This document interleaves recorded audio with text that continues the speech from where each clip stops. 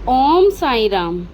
शिरनी गांव में हर दिन की तरह शांति थी, लेकिन एक रात कुछ ऐसा हुआ जिसने सबको हिलाकर रख दिया। यह कहानी एक चोर, एक बूढ़ी माँ और साईं बाबा की दिव्य लीलाओं की है। एक रात शिरनी में अंधेरा था, घनघोर अंधेरा। बादलों में चांद छिपा हुआ था। सब अपने अपने घरों में सो रहे थे। उसी समय गांव में एक बंजारा चोर घुस आया। उसने सोचा, शिरनी के मंदिर में तो काफी दान चढ़ता होगा, काफी पैसे होंगे, जवाहरात होंगे। क्यों ना मैं इस दान पेटी को ही साफ कर दूं। वो चुपचाप दबे पैर मंदिर में घुसा। वो इतने धीरे धीरे मंदिर के अंदर आया कि किसी को आवाज भी ना आए। वहां पर बाबा ध्यान में बैठे थे। वो सब सुन रहे थे। चोर ने जैसे ही दान पेटी की तरफ हाथ बढ़ाया, तभी बाबा की आंखें खुली और बाबा बोले, क्या चाहिए रे बालक। चोर डर गया, घबरा गया और बोला कि आज तो मेरी खैर नहीं। आज तो लोग मुझे पीट पीट कर इस गांव से निकाल ही देंगे। लेकिन उसने थोड़ी हिम्मत बटोरी और बाबा के सामने हाथ जोड़कर बोला कि बाबा, मैं बहुत भूखा हूँ। बाबा मुस्कुराए, क्योंकि उनको सब पता था, और बोले, बेटा, दान पेटी में भूख नहीं मिटती, भूख तो खाने से मिटती है। चल आजा, मेरे पास बैठ और भरपेट खाना खा। बाबा ने उसे अपने हाथों से खिचड़ी खिलाई, अपने हाथों से पानी पिलाया और उसके सर पर हाथ फेरा। चोर हैरान था। उसे उम्मीद बिल्कुल नहीं थी कि पकड़े जाने पर मुझे सजा नहीं, खाना मिलेगा। वह बाबा को देखता रहा। बाबा बोले, चोरी करके तू अपने बेटे के लिए खाना लाना चाहता है ना। चोर के हाथ रुक गए, उसके होश उड़ गए। उसने बाबा से पूछा कि बाबा, आपको ये सब कैसे पता चला। बाबा बोले, जिसके सर पर मेरे भक्तों की छाया हो, उसका हर कर्म मेरे दरबार में दिखता है। चोर को पछतावा हुआ।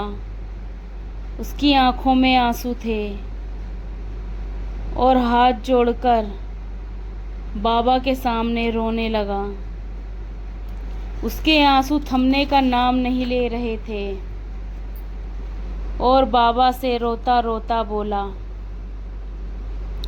कि बाबा, मैं बहुत मजबूर था। मैं ये चोरी नहीं करना चाहता था, लेकिन मेरी मजबूरी थी, क्योंकि मेरी एक बूढ़ी माँ है जो बहुत बीमार रहती है और मेरा बेटा भूखा सोता है। खाने को कुछ नहीं है घर में बाबा। बाबा ने कहा, चोरी मजबूरी नहीं, सिर्फ एक भ्रम है। चोरी करने से तू एक दिन, 2 दिन अपने बच्चे का पेट भर लेगा, पर जिंदगी भर तो नहीं भर सकता ना। जिस दिन पकड़ा गया, उस दिन क्या होगा, तेरे साथ और तेरे बच्चे का क्या होगा तेरे बिना। अगर तू सच्चे मन से कुछ मांगे तो ईश्वर खाली हाथ नहीं लौटाता। बस मन में ईश्वर के प्रति श्रद्धा और विश्वास होना चाहिए, कर्म अच्छा होना चाहिए।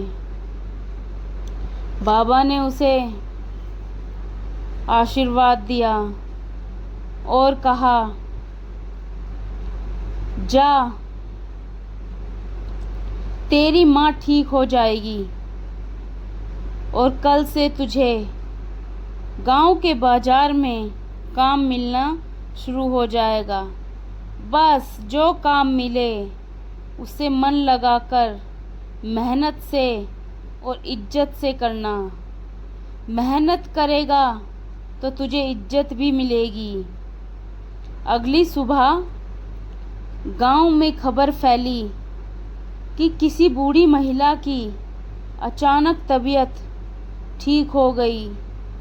जो बूढ़ी औरत चल फिर नहीं सकती थी, जिसके हाथों ने काम करना बिल्कुल बंद कर दिया था, उसकी तबीयत अचानक ठीक हो गई। वह अपने हाथों से खाना बनाती और अपने पोते को खिलाती। वह चोर जो अब रामू काका कहलाने लगा, मंदिर में झाड़ू लगाता, लोगों को पानी पिलाता और हर भक्त को यही कहता कि बाबा चमत्कार नहीं करते हैं, वे तो रास्ता दिखाते हैं। कर्म आपको करना पड़ता है, उस रास्ते पर चलना पड़ता है, चमत्कार तो स्वयं हो जाता है। वह एक अच्छा इंसान बन गया और मंदिर में सेवा करने लगा। आते जाते वो लोगों को बुलाकर खाना खिलवाने लगा, पानी पिलवाने लगा। साईं बाबा का प्यार बिना शर्त का होता है। बाबा के प्रेम में कोई शर्त नहीं होती कि तुम मुझे पूजा करो, मेरी मुझे भक्ति रखो, मुझ पर विश्वास रखो। नहीं, बाबा तो कहते हैं तुम अपने दुख में मुझे याद कर लो, चाहे एक पल के लिए याद कर लो, मैं तुम्हारा हो जाऊंगा। बाबा हर किसी के दिल का हाल जानते हैं। अगर दिल सच्चा हो तो रास्ता बाबा खुद बना देते हैं। इस कहानी में रोमांच था, चोरी थी, चमत्कार था, लेकिन सबसे बड़ी बात थी उस चोर का पश्चाताप और बाबा की करुणा। अगर आपको कहानी अच्छी लगी हो तो कमेंट में ओम साईं राम ज़रूर लिखना और बाबा पर विश्वास रखना। ओम साईं।